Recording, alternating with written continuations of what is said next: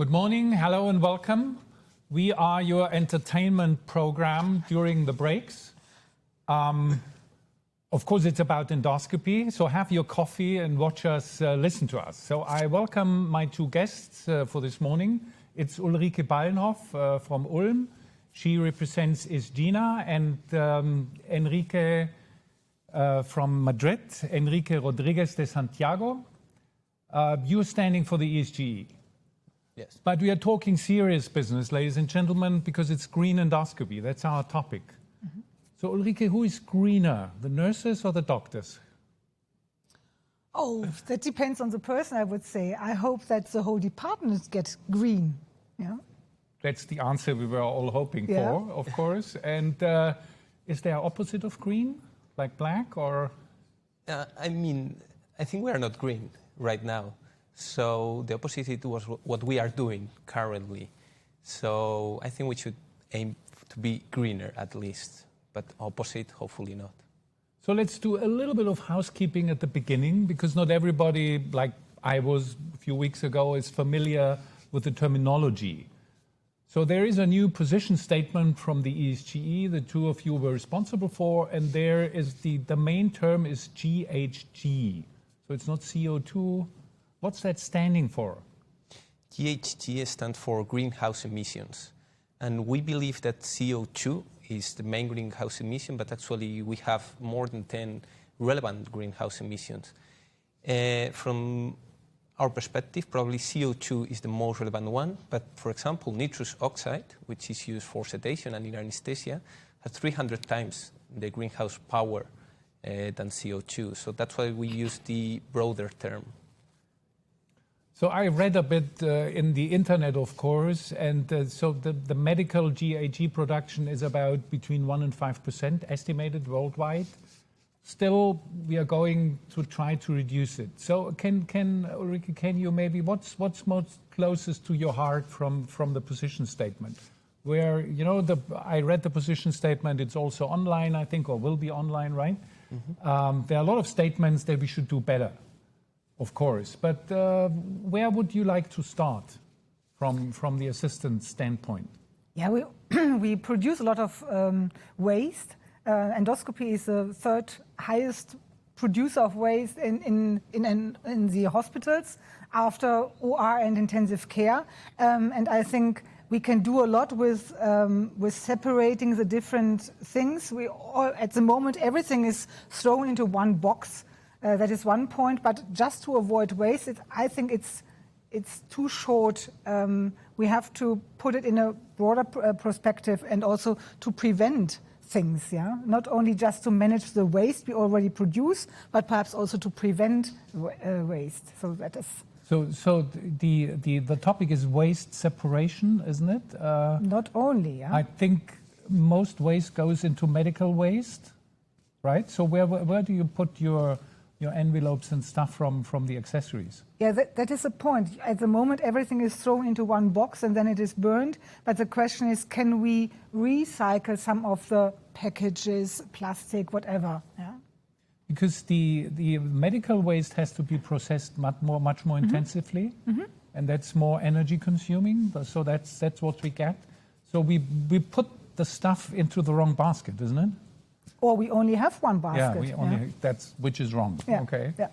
And Enrique, you, what is closest to your heart? Where would you like to start, like in your hospital? Okay. Just you mentioned that it's estimated to be 1% to 5%, but actually in the States, this figure goes up to 8%, and current data suggests that it's closer maybe to 6%, which is a lot. And honestly, in this position statement, I think the main goal is that we are doing this interview, that we are raising awareness. Mm-hmm. I know that we make like 39 statements. Sometimes some of them are not easy to follow, but that's the main issue, to raise awareness. And if I have to say one single measure to reduce the environmental impact of our activity, I would say to reduce the rate of unnecessary endoscopy. Of course, waste management is extremely important, but for example, waste produce about 3% to 4% of the greenhouse gas emissions of healthcare. So we have to focus in several domains, but if I have to say one, reduce the rate of unnecessary endoscopy. Do you have an estimate? How many endoscopies do we do for not so good reasons? There are 2 recent meta-analyses, and the figure is about 20 to 30% of endoscopy. That means 1 out of 3. So the greener endoscopy is that endoscopy that we do not perform because it's not indicated. Not many people may like that. I know, and I argue a lot about this issue, but I honestly believe that is the way to go. Of course, there are gray situations where we don't know if the endoscopy is indicated or not. Maybe we can be flexible here, but there are many of them that we know that they are not needed. But we often struggle with shortage of doctors and nurses. Perhaps then we can use the doctors and nurses for the cases which are really necessary, and not. That's true. Yeah. Okay, now we're getting into a different path, but why not? if that's a green path to do less endoscopies, but I guess there's a hierarchy, right? So I don't think we do a lot of unnecessary ERCPs anymore, like 20 years ago. Unnecessary colonoscopy, at least if it's not done too frequently, it has some kind of screening effect. So it's upper GI, isn't it? And also upper GI and lower GI, I think that maybe the word is not indicated, but before the recommended interval, which means that at the end we perform more endoscopy regarding the follow-up of colonic polyps. And upper GI endoscopy, we have several examples. For example, recent data from the States about the follow-up of irregular C-lines, which is 4 out of 5 patients are receiving this upper GI.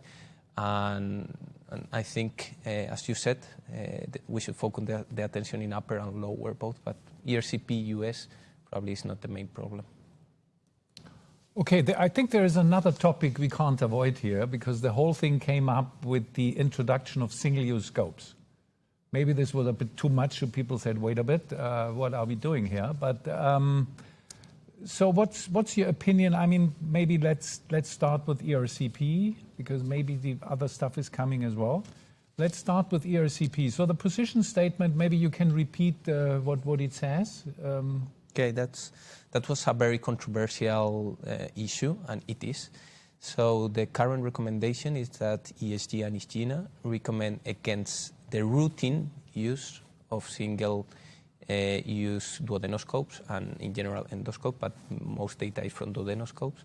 And at the end, we say that in very selected cases, I don't know which cases yet, maybe immunocompromised patients or those with resistant bacteria, you may consider the use of these devices. That's the current recommendation. Okay, because Ulrike, the discussion is kind of what we are doing now is also bad for the environment. Reprocessing requires a lot of water, etc. Do you think we'll ever get to a stage where we say, okay, single use, and let's not talk about money, but for the environment, because the topic is green endoscopy, it's better to have single use scopes? That's what's kind of suggested in the background. Is that far away, or? It depends. The moment we use both systems in parallel, I think it will be more costly. If we really switch from reusable totally to single use, I think then we can save costs. Otherwise, you need to have the staff, the rooms, the equipment, the process chemicals, etc. Then you have 2 parallel systems. That might be costly. But if we totally switch to single use, I think which will take a lot of years now, then it will be cost effective. Because reprocessing also costs money and stuff and resources, damage the environment or whatever. But so that's the money aspect. So the ESGE, I understand the ESGE statement is more costly. On the other hand, there are not so many patients after all, right, who require single-use duodenoscopes. But from a ecologic standpoint, GHG production, do we have any detailed information what the current reprocessing methods produce environmental-wise? Not yet. I think that is one topic we have to do some research on. Yeah, because at the moment there are not enough data about really the reprocessing of the data of reprocessing of endoscopes. We can assume what is the effect on the environment, but really data, valid data, we don't have. Yeah. I love to hear that because the ESG is also responsible for European research. Enrique, you wanted to add something? No, yeah, I wanted to add something regarding I think we have a different opinion, maybe Ulrike and I here, with the use of single use. The issue is not easy. We need more data, of course, but reusing is a principle of circular economy and it's a principle of sustainability. We have 2 studies, one published as an abstract, that says that the CO2 emission of a single-use duodenoscope is 20 times higher than a reusable one. And we have... Including reprocessing? Yes. Okay. And we have also one study in GUT published by the group of Heikopol that the net waste would increase by 40% with replacing the use of single-use endoscope. But I agree with Ulrike that reprocessing is polluting, but I think we should aim to reduce that pollution rather than an all single-use society, which is not viable from a sustainable perspective, I think. But it has benefit, of course. I'm not totally pro single-use endoscopes. But if you compare the 2 systems, if you think of single-use endoscopes, people only see the costs for the endoscope itself, but you have to see the whole system for reprocessing. And we speak here about from rich countries, yeah, Spain and Germany, whatever. What about endoscopy in poorer countries? They cannot afford a single-use endoscope. And also the logistics behind that. I think that is a big problem we have to solve. That's true. So it's like in politics, when we talk about green measurements, we get into money very quickly. To wrap up, so data. I think it's very important that we get real data, not do meta-analysis and model calculations based on weak data. Is there a project coming up? And if not, what would you suggest, Enrique? In terms of single-use endoscopes or in terms of green general endoscopy? Calculating the green endoscopy impact? Well, actually, we did a systematic review of the data of the environmental impact of endoscopy, and we found 6 studies, and some of them were narrative reviews. So the truth is that we almost know nothing.